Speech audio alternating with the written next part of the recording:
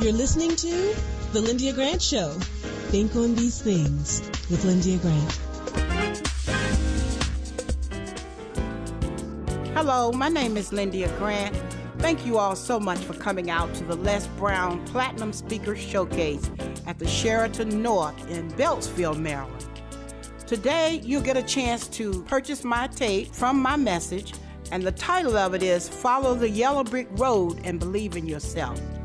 I'd like to suggest that you play this tape whenever you feel yourself off course. Play it in your car, play it at home. Think about this message. Follow the yellow brick road and believe in yourself. I'm going to give you 3 points in this message. 3 A words: aim, attitude, and action. Now let me set the stage and give you some facts. When this movie was made, The Wizard of Oz was back during the Great Depression here in America in 1939, and it took place in Kansas, and it was made in black and white at the beginning of the movie. People were looking for a place to escape. They were looking for a better day. It was really bad during that time. They were suffering. Unemployment was up to 25%. President Herbert Hoover had done a poor job, and people blamed him for all of the bad things that were going on. And so President Roosevelt got elected, and he was the saving grace. And President Roosevelt was the first president to set up Social Security. The stock market crashed in 1929, and it took 32 years to get it back up again to its normal rate. 11,000 banks closed. Shanty towns crept up all across America as families lived in cars, and they had packing crates that they were sleeping in. And they called these little towns Hooverville. They named it Hooverville because they were blaming Herbert Hoover. So as they stood in lines for soup kitchens, today we see foreclosure signs, and we're going through similar situations. Now let me give you some facts about the movie. If you don't watch the movie with this information in mind, you'll miss the whole point of Follow the Yellow Brick Road. Yellow Brick Road is a metaphor for your dream and your goal and how you get on that road and you keep going. In the movie, Dorothy's house landed on the Wicked Witch of the West, and it landed in Munchkin land. Munchkins were dressed like little dolls, toy people. They celebrated. They were so delighted that Dorothy had gotten rid of their greatest fear, the Wicked Witch of the West. In that celebration, they yelled, they sang, they danced. Ding dong, the witch is dead. Ding dong, the wicked witch is dead. They were excited. Dorothy only wanted to go home. She didn't care that she had killed the wicked witch. As a matter of fact, she wondered, did she do something wrong? Until Glinda the Good Witch came and said, you can go home by going to see the Wizard of Oz. Because that's all Dorothy seemed to talk about. And Dorothy said, well, how will I get home? She said, follow the yellow brick road. Munchkins sang and danced and showed Dorothy the way. As she skipped and hopped down the yellow brick road, they kept singing, follow the yellow brick road, follow the yellow brick road. And so finally, as Dorothy kept going on her journey, she said bye to the Munchkins. And along the way, she met 3 friends: Scarecrow, who needed a brain; Tin Man, who needed a heart; and the Cowardly Lion, who needed some courage. Now, as they skipped along, they would always get afraid because she didn't have 3 friends that were courageous. So they sang and skipped together, lions and tigers and bears. And they were afraid. So then they finally made it through the forest and they reached the Emerald City. And as they reached the Emerald City, you can hear a choir in the background singing, you're out of the woods, you're out of the dark, you're out of the night. Step into the sun, step into the light. And they're excited because the castle is in front of them. They're almost there.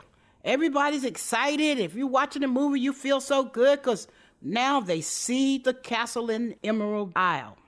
But suddenly something happens really bad. An evil spell comes down over them. The Wicked Witch is back again.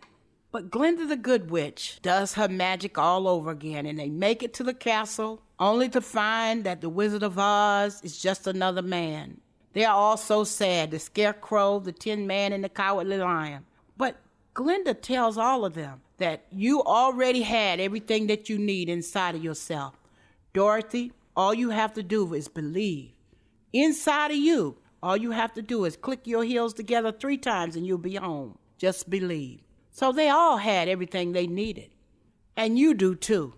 The main point of this movie, we all have the ability to get what we want. And this power comes from within. Others may come alongside of us to offer some moral support, but ultimately, it's up to each of us. The yellow brick road, your dream or your goal, the Tin Man, the Scarecrow, and the Lion, well, they're metaphors for our emotions. The Scarecrow needed a brain. Well, we need our mind to think. The Tin Man needed a heart. We have to have our heart so we can love others. And the lion, the cowardly lion, didn't have any courage.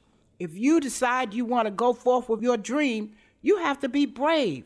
And you too have to have courage. So it was as if these 3 emotions were running along with Dorothy. They were not really real. It was her mind, her heart, and her courage. She went by herself, but it was as if her 3 imaginary friends came to life to give her support. So the first thing you have to do is have a purpose. Dorothy's goal was to get back home to Kansas. She was determined to get to see the Wizard of Oz. What is your goal? Do you know where you're going and why you want to get this done? She wanted to go home to see Annie M. So take charge of your emotions. Feed your brain by studying and learning. You must have a kind heart. Napoleon Hill discovered this in his study. He said, remember this. Repeat it daily. He said, tell yourself, I will eliminate hatred, envy, jealousy, selfishness, and cynicism, and develop love for all humanity. For I know that a negative attitude toward others can never bring me success. So you definitely have to be kind. You have to have a good heart. You need to have a gentle heart, a loving heart. And finally, you certainly need courage. You cannot be cowardly about what it is you want to do. You have to just move forward even if you're shaking in your shoes and if you're afraid like the cowardly lion. If you believe within your heart, you'll know. So what's holding you back? Begin your trip on your own yellow brick road toward your goal. Are you afraid, a coward like the cowardly lion? Or is it that you don't have a heart to do it, like the Tin Man? Is it that you feel you're not smart enough to do it, like the Scarecrow? Now for my message. Aim, attitude, and action. Point 1 is aim. Aim is your goal. It's what you want to do. The definition of aim is to direct toward or intend for a particular goal. Earl Nightingale had this quote to say. He said, people with goals succeed because they know where they're going. So that's your yellow brick road. You can't get on your yellow brick road headed anywhere if you don't have a direction that you're going and a purpose for what it is you're going to do when you get there. Zig Ziglar had a quote, but I like the way Les Brown rephrased it. He said, if you aim at nothing, you will end up hitting it dead on the head every time. And scripture reminds us, I can do all things through Christ who strengthens me. And if we can do all things, then why wouldn't we try? We should never think that our goal is impossible or that it's too big of a dream. So think about it. What is it that you want to do? What gives your life a sense of joy? What gives you hope? What do you love doing? In fact, you love doing it so much, you'll do it for free. It brings a smile to your face. I remember when I got on my yellow brick road, when the first day that I started my business more than 25 years ago, I was living in West Covina, California, going on a job interview, had been reading Napoleon Hill's Think and Grow Rich book. And if you all don't know, that's a book Napoleon Hill researched 20 years to try to find out what makes one man successful and another one not. And it came up with a formula, but it's based on how we think. I was on a job interview at an agency, and the agency sends us out for job interviews, so you have to do a great job for the agency as well, because if you don't, you might not get sent out in the interviews because they made their commission if you were a good candidate. There was a lady sitting beside me, and she was like the cowardly lion. She hadn't worked in so many years, and I needed to encourage her because she started to talk to me, and I felt so bad for her. I wanted her to feel better about it. And I took her resume and asked her things that she must have done and reminded her of jobs that she must have done while she had her job. And she was so encouraged and thankful. And she went in and she did her interview, and she did a great job. And the receptionist saw me do that and said to me, have you ever thought about starting your own business? You were so good with her. She was my guardian angel that day. So you can hear something and not listen. But I heard what she said, and immediately I got myself started on my own yellow brick road. And I stayed on it until my dream became a reality. And you can do it too. What do you do at the fork in the road? Do you guess and take a chance? You will surely know, because like the geese, when they're flying south every year, you'll have a built-in instinct when you know what it is you're trying to do. You'll have an inner knowing, your very own built-in GPS system. So feel good about your decision. You can't have doubt in your head. The scripture reminds us that we can move mountains if we have faith the size of a mustard seed, but we shall not doubt. Next point is attitude. Oh, that's a powerful word. It's all about our thinking. Victor Hugo observed some birds one day. He said, look at the confidence of a bird. As the bird pauses in flight a while, lands on a branch that just might break. He doesn't care. He thinks, no worries. The bird sings thinking, I don't care if this branch breaks. I have wings. I can fly. Don't fool yourself. Rain will fall. The Wicked Witch of the West caused some strange magical snow-like substance to fall on Dorothy and her friends as they crossed the last flower field to get to the castle. Running, singing, and in joy, they were delighted that they had made their way across the flower field, because her dream. If it wasn't for my care coach at AmeriHealth, I probably wouldn't be so healthy right now. As a man, you know we don't get checkups or see a doctor regularly anyways. It's probably just a man thing because none of my partners go either. We know we should, but we just don't, and hope it works out. So what changed for you? AmeriHealth assigned me a care coach, somebody that gives one-on-one help, answer questions, explain things, and help set my appointments. She also helped me understand what having high blood pressure really means and ways to manage it so it doesn't kill me. It ain't nothing to play with. If you're a member of AmeriHealth, ask for a care coach. I'm glad I got mine. At AmeriHealth, if you need a care coach, you can have one. Just call us at 1-877-759-6224 to get connected. 1-877-759-6224. This program is funded in part by the government of the District of Columbia Department of Healthcare Finance. Mayor Muriel Bowser. Washington and former religion columnist Lyndia Grant.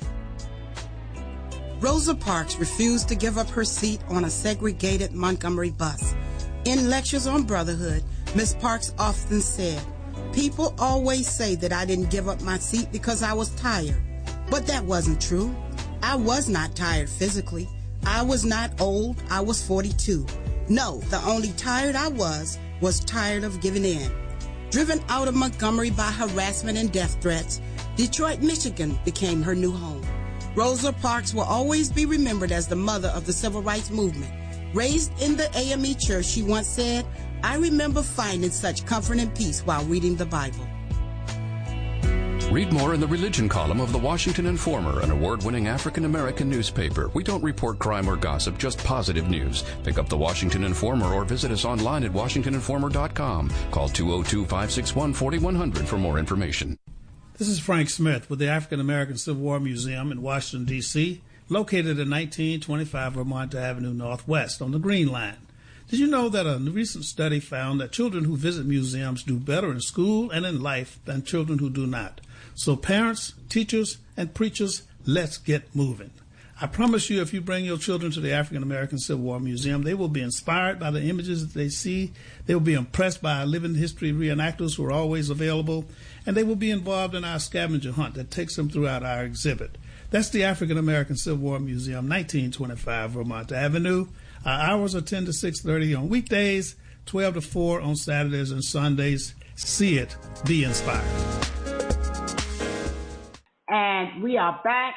Now let's talk to Dr. SHERITA Hill Golden. She is the Vice President and Chief Diversity Officer for Johns Hopkins Medicine. She's the Professor of Medicine. Her expertise is cardiovascular disease, diabetes, diabetes mellitus, endocrinology, and lipid disorders. She heads up the diabetes department at Johns Hopkins, unless her role has changed, and she can let us know that. I just want to say hello and welcome to today's show. Dr. SHERITA, I'm so glad to have you on as our guest today. Welcome. Well, thank you again for having me. And since I took on the role of Chief Diversity Officer, I used to head up the inpatient diabetes management program at Johns Hopkins. And while I don't do that anymore, I still am very committed to making sure that we achieve equitable outcomes for patients with diabetes. So diabetes is still one of my areas of passion. And so that's probably why I could get to you now, because when you were heading up the department, you just couldn't get me in there. Yeah, I kept trying. Right. Well, I know that you are still doing great things with this. So what I want to do is talk to you, and I want people to hear from you most. Talk to us about what you're doing over there, Dr. Golden. Tell the listeners how things are in regards to type 2 diabetes after COVID. Is there a difference between what was going on before and after is one of my questions. Right. So, there have been some very, interesting studies that that showed that for people who had diabetes and got COVID, particularly before we had vaccines for COVID, that they had, a much worse outcome from COVID, and that, their high blood sugars got even higher when they were infected with COVID. I think now that we have the benefit of COVID vaccines and booster shots, and, we have medications for COVID like Paxlovid, that people with diabetes are now faring much better when they get COVID. Okay. But there were also some studies to suggest that people who had COVID who didn't have diabetes, that some of them actually developed diabetes over time. So, I think that we are still so close to when the pandemic started that it's going to take us some time to see the longer term effects on whether people have a higher risk of diabetes and what the impact is on those who already had diabetes when they got COVID. And then just in the general population, have you noticed where it's more or less people with diabetes, or is it the number continuing to rise? So the numbers are continuing to rise in certain populations. So rates of diabetes continue to rise in the Black community, in the Latino community, also in our American Indian and Alaska Native community, and also in certain Asian communities. So really in many of our non-white communities, diabetes rates continue to be higher than they are in white individuals. And also another group where diabetes rates are higher are in those who, who've received less education, so less than a high school education or less than a college education. But that's probably not because of, a difference in intellect, but it's just that, if people could only complete a high school education, it may have implied that they were in an environment that that also had other risk factors for diabetes. Like food insecurity or housing insecurity. And so that's what I was going to talk about, because you and I talked when you were on the show the last time about why and how African Americans, you talked about grand rounds and how you all talked about African Americans have a worse case a lot of times because of our unusual diet of soul food, although quite a few people have cut back on it. But it's still part of our heritage.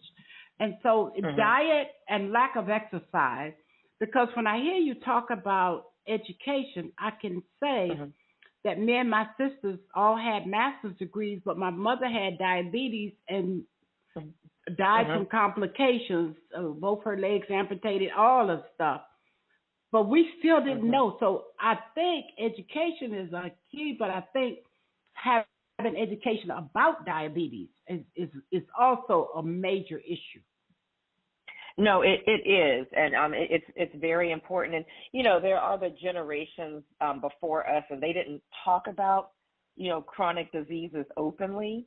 It was almost like it was taboo, but now we do. Like if somebody in the family has diabetes or has died from complications of diabetes, it's important to let the next generation know so that they can be screened early, because that way you can pick it up and it doesn't go undiagnosed for years, and lead to complications. But I will also say about the diet and the exercise. So, a couple of things. I think we've learned to make soul food healthier, so we can still have our soul food. It's just how we fix it. But one thing I want to point out is, I think there's always been a tendency to, almost blame individuals. Well, if people would just eat better or exercise, then the rates of diabetes would go down. But we also have to acknowledge that a lot of times there are structural contributors that are influencing behavior. So, for example, if you live in a neighborhood that doesn't have a grocery store with easy access to healthy food, but, calorie dense, high-fat fast food is easily available, and you have, a restricted income, it's going to be easier to get those foods, which are, of course, going to lead to a higher risk of diabetes. And similarly, if you live in an area where there aren't open spaces and parks, for exercise, or community centers with a track so that there's safe places to exercise, then it's going to be really difficult for individuals to get the exercise in. So we have to make sure that we overcome the structural barriers in the environment that, lead to people maybe engaging in behaviors that they otherwise might not if they actually were in an environment where they can make healthier choices. So I think we have to think about both things. And I want to know if you have any thoughts about all the millions of African Americans in particular, since that's who my audience is mostly. How can we make them understand? Because the reason I'm asking about the importance of them knowing that they can bring their A1C down from changing diet and exercise, most of them don't know. And so how do you have any ideas about ways we can help spread that word? Well, I think it's important, conversations like this one, like we're having. I think it's important if diabetes runs in your family to, start getting screened for diabetes early. And that can be very simple. When you go for your annual physical, your doctor will typically check blood work. They can check the hemoglobin A1C. Because if you're found to have pre-diabetes, then you can actually, at that point, you want to initiate plans to increase your exercise to lose weight. And, we're talking about just 10 pounds of weight loss can make a big difference in improving blood sugar, making those changes to your diet. A lot of the changes to our diet need to be changes in portion sizes.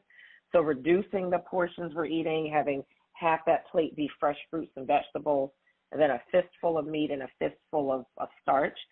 And then also avoiding the sugary beverages like the sodas and the fruit juice. Fruit juice can be healthy, but it also has a lot of sugar. So just, the 100% fruit juices even still have sugar. So just being aware of that, and I think also having, community conversations. So the American Diabetes Association website has a lot of resources, and they have websites very specific to various ethnic groups. So, specific to the Black and African American experience with, recipes and, how some of our favorite foods can be adapted. But one of the things I think we need to stop using the language, I went to the doctor and they told me I had a touch of sugar. So my joke is sugar never touched anybody. Either you have diabetes or you don't. And so if somebody says, I got a touch of sugar, you need to ask, well, what did the doctor tell you exactly? Is it pre-diabetes? Is it diabetes? Because both of those need to be taken seriously. That's right. And, and so that's the thing. And unlike, some diseases cause pain or, various forms of dysfunction. Like if you have a stroke, you're going to obviously know you're having a stroke because you may be weak on one side, your speech may be slurred. But, a lot of diseases like diabetes, high blood pressure, they don't cause any physical symptoms until they have led to complications years later. So they can be silent for a number of years. And that's the reason that, You don't want to avoid the doctor. Like people say, oh, I'm avoiding the doctor because I'm afraid of what I might find out. You actually want to find out early because that's the period where we can intervene and prevent the complications from happening. Because no matter how educated you are, if it runs in your family, that genetic history is going to influence your risk. So it's better to find out about that sooner rather than later and start to intervene. And then my last question, because we don't have much time, but childhood diabetes, because my granddaughter, Lola, is only 12, and she has to go back to get screened because she keeps getting infections, yeast infections, and she was told that she was getting close to being pre-diabetic. And so my daughter is working so hard to get her on a new diet and exercise and all the things, getting her involved in school. Any suggestions? Yeah, so I think with children, it's certainly just so that we all know that, you know, in most children, like worldwide, who have diabetes have type 1 diabetes, but in Black children, it's more likely to be type 2 diabetes than type 1. So, you know, like the adult, what we used to call adult onset diabetes actually happening in children. So, you know, I think it's important for children to actually stay active in sports activities. Like organized sports is a really good way to get regular physical activity because in our school systems, they don't always have physical education every day. Like I had phys ed every day for an hour in addition to recess.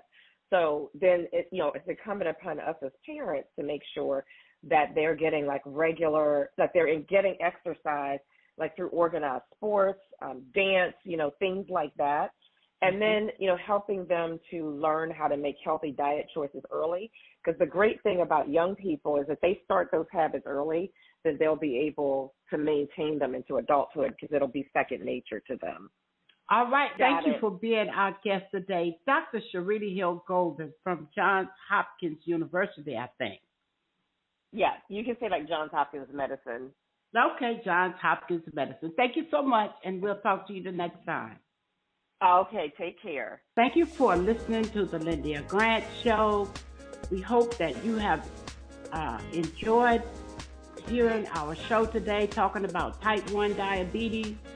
And we hope that you enjoyed hearing Dr. Julianne Malvo. Next week, join us at the All Nations Baptist Church every Sunday morning. We hope that you could be there for us. We're located at 2 Rhode Island Avenue North, East Washington, D.C. Our pastor is the Reverend Dr. James Coleman. Let me close by saying words, thoughts, and deeds have a boomerang effect, so be careful what you send out. We do become what we think about, and Scripture says, my people perish for the lack of knowledge. So think on these things. From the Lyndia Grant Show, I'm your host, Lyndia Grant. Until next week, good day. Thank you for listening to the Lyndia Grant Show. Think on these things with your host, Lyndia Grant.